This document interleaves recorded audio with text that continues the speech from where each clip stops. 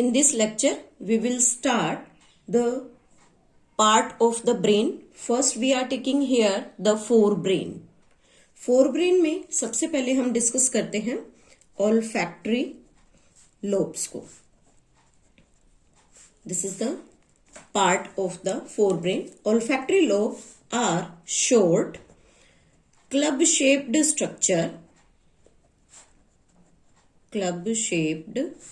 structure consisting of two parts. This is the stalk and there is a bulb-like structure. This part is named as olfactory bulb and this part is named as olfactory tract. These are the two parts of olfactory lobe and they are fully covered by the cerebral hemisphere. It means अगर हम इन्हें brain के structure में observe करना चाहें तो ये observe नहीं की जा सकती बिकॉज पूरा सेरिब्रल हेमिस्फीयर इन्हें कवर करके रखता है. लेकिन जो इनका वेंट्रल व्यू होता है, वेंट्रल व्यू ऑफ ब्रेन में ये विजिबल होती हैं. Otherwise properly they are covered by the cerebral hemisphere. Now, what are the functions of these olfactory lobes? So, they helps in sense of smell. Sense of smell means कोई भी smell हम करते हैं इधर good और bad, उन सभी के ऑल्फैक्शन में उसे सेंस करने में olfactory lobes हेल्प करते हैं. Second part of the brain is cerebrum. Cerebrum is the largest and most complex part of the brain. It consists of right and left hemisphere. इसमें दो हेमिस्फीयर्स होते हैं, right and left hemisphere, and these two hemispheres are connected by a large bundle of myelinated nerve fiber. Last videos में हमने discuss किया था कि myelinated nerve fibres क्या होते हैं. द नर्व फाइबर और the neuron which are covered by the proteinaceous covering which is named as myelin. तो यहाँ पर ब्रेन में जो नर्व फाइबर्स हैं, जो राइट और लेफ्ट जो हेमिस्फीयर्स हैं उनको कनेक्ट करने का काम करता है. These are myelinated nerve fibre and these nerve fibres are named as corpus callosum. इन्हें कॉर्पस कैलोसम कहा जाता है. So this is about the cerebrum, important है. नेक्स्ट इसी में एक पार्ट आता है cerebral cortex. This cerebral cortex is the outer portion of cerebrum. Cerebrum का बाहर वाला जो पार्ट होता है उसे हम यहाँ पर cerebral cortex का नाम देते हैं और ये बेसिकली ग्रे मैटर को फॉर्म करता है. Make up the grey matter of cerebrum का ग्रे मैटर बनाता है. यहां पर हम दो डिफरेंट मैटर्स के बारे में बात करेंगे. One is grey and one is white. They are the different parts of the brain के अंदर जो फ्लूइडी अपीयरेंस होती है उसको शो करता है. Grey which is greyish in appearance and white which is in whitish in appearance और you can say the colorless. तो इस तरह से दो डिफरेंट मैटर्स को हम यहाँ डिस्कस करेंगे. बेसिकली यहाँ पर जो आउटर मोस्ट पोर्शन है, जो सेरिब्रम का आउटर मोस्ट पोर्शन है उसे सेरिब्रल कॉर्टेक्स कहते हैं and that cerebral cortex helps in the formation of the gray matter. उसमें ही हम जब डिस्कस करते हैं आगे स्ट्रक्चर को, तो हम उसके अंदर जो फोल्डेड स्ट्रक्चर देखते हैं, folded structure of cortex, cortex के सरफेस पर फोल्डेड स्ट्रक्चर होता है and that is upward, upward folds को यहां पर गायरी कहा जाता है. This is named as the gyri. और उसी सरफेस पर alternate with downward grooves, with downward grooves, और उसी के डाउनवर्ड ग्रूव्स जो प्रेजेंट होती हैं they are named as sulci, या हम उसे सल्कस भी कह सकते हैं. यहां पर जो लार्ज कंसंट्रेशन होती है मेड्यूलेटेड नर्व फाइबर की, वो एक ओपेक और व्हाइटिश टिश्यू बनाती है जिसे हम यहां पर व्हाइट मैटर का नाम देते हैं. So there is the large concentration of medullated nerve fibers gives tissue an opaque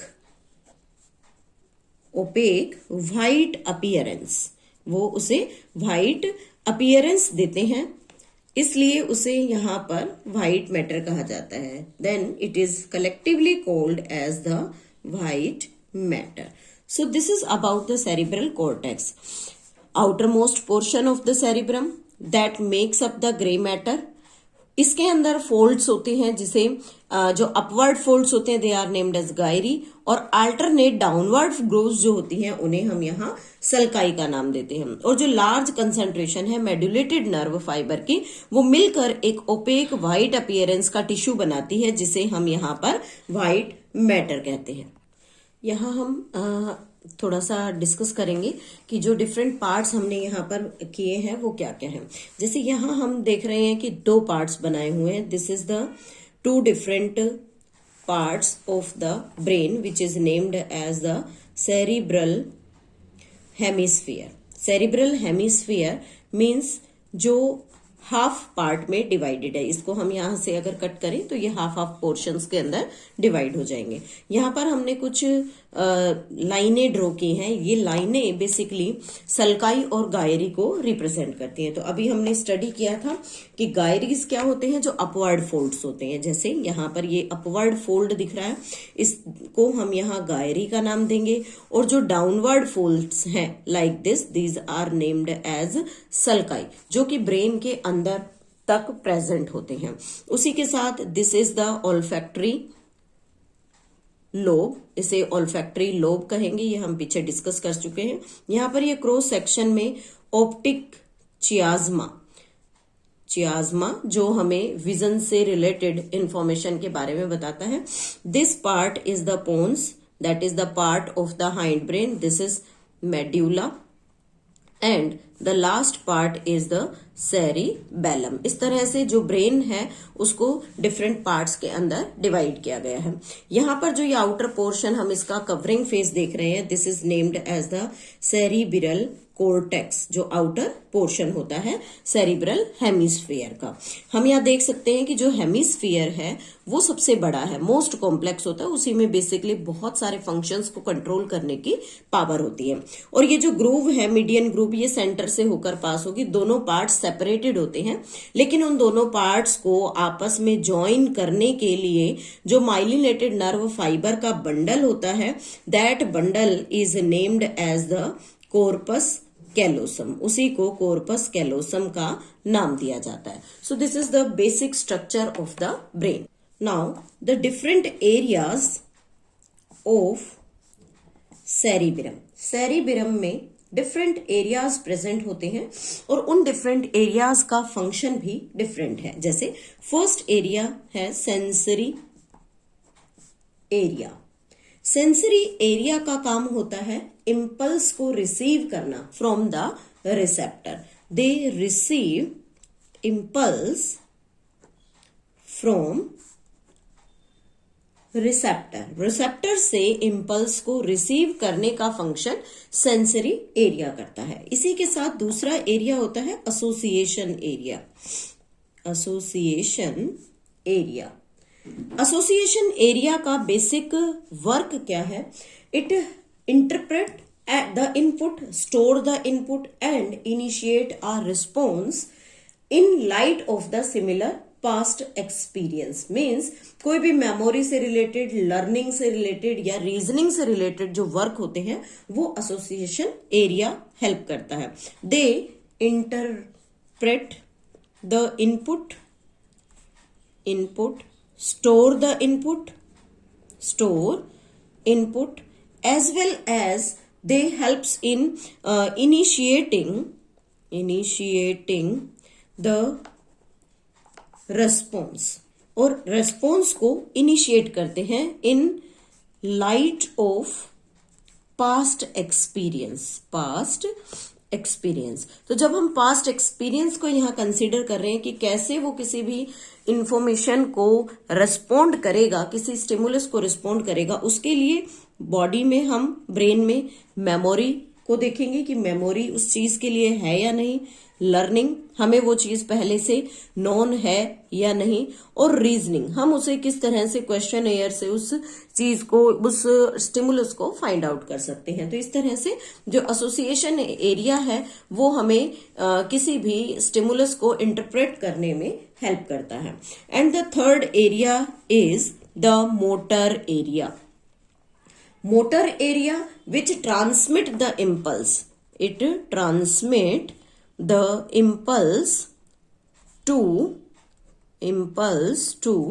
effector. जो इफेक्टर को इम्पल्स ट्रांसफर करेगा. अब यहाँ पर इफेक्टर क्या है? इफेक्टर हमेशा हमारे बॉडी ऑर्गन में प्रेजेंट मसल्स होती हैं, विसरल मसल्स, जो किसी भी स्टिमुलस के रिस्पॉन्स में अपने एक्शन को क्रिएट करती है. सपोज दैट जैसे जब हम रिफ्लेक्स पढ़ते हैं तो हम कहते हैं कि जब हमारा हाथ किसी गर्म चीज को छू जाता है तो उस टाइम पर हमारी सेंसरी एरिया वर्क करता है, इंफॉर्मेशन को थर्मो रिसेप्टर से ले जाकर ब्रेन तक ट्रांसफर करेगा. सेम उसी चीज में मोटर एरिया वर्क करेगा कि जो इंफॉर्मेशन ब्रेन ने सेंड की है उस इंफॉर्मेशन को हमारे हाथ की मसल्स तक पास करे, ताकि हम उस हार्मफुल स्टिमुलस से, जो कि हॉट ऑब्जेक्ट है, उससे अपने बॉडी ऑर्गन्स को रिमूव कर ले. नेक्स्ट पार्ट आता है यहाँ पर डायनसेफेलोन. डायनसेफेलोन consist of basically two parts. First is named as the thalamus. Thalamus which lies superior. It lies superior to midbrain. midbrain से upper part में यहाँ पर थैलेमस प्रेजेंट होता है, और इसी थैलेमस के पास ग्रे मैटर काफी रिच अमाउंट में यहाँ पर प्रेजेंट होगा. उसी के साथ यहाँ पर जो ऑप्टिक नर्व्स होती हैं, द ऑप्टिक नर्व्स, अभी हमने डायग्राम में डिस्कस किया था, that is optic chiasma. Optic nerves comes from eyes से निकलने वाली ऑप्टिक नर्व एक क्रॉसिंग सेक्शन बना देती है, and that crossing section is named as optic chiasma. इसे ऑप्टिक चियाज्मा कहते हैं, और ये optic chiasma in front of hypothalamus बनेगा. हाइपोथैलेमस के सामने ऑप्टिक चियाज्मा का जो पोर्शन होता है वो प्रेजेंट होता है. नेक्स्ट पार्ट आता है हाइपोथैलेमस का. Hypothalamus is present just below the thalamus. Thalamus के जस्ट नीचे हाइपोथैलेमस प्रेजेंट होता है. This hypothalamus basically helps in integrating the visceral activity. It helps in integrating the visceral activity. Visceral activity means जो हमारे internal organs हैं, उन organs की activities को control करने में ये help करता है. इसी का सीधा connection जो होता है वो हमारे chemical coordination से होगा. केमिकल कोऑर्डिनेशन, बिकॉज ये पिट्यूटरी ग्लैंड को एक्टिवेट करने में हेल्प करता है, उसी के साथ उसे इनहिबिट करने में भी हेल्प करेगा, ताकि जब पिट्यूटरी का फंक्शन या किसी भी स्पेसिफिक ग्लैंड का फंक्शन कंप्लीट हो जाए तो उसके बाद उसे इनहिबिट किया जा सके. इसी हाइपोथैलेमस में थर्मोरेगुलेटरी सेंटर प्रेजेंट होता है.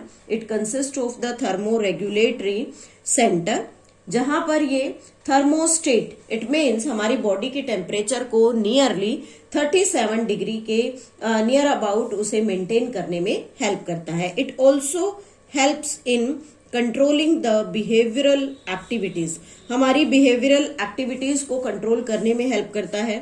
एपेटाइट जैसे भूख लगना, थर्स्ट प्यास लगना, than feeling of being satisfied,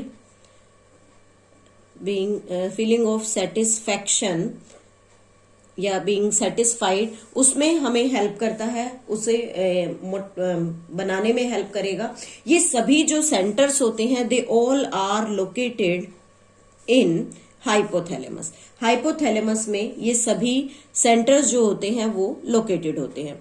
and the last function about the hypothalamus, it helps in influencing the respiration and the heartbeat और रेस्पिरेशन दोनों को कंट्रोल करने में हेल्प करता है। So this is all about the basic structure of the forebrain. In the next session we will discuss about the midbrain and hindbrain.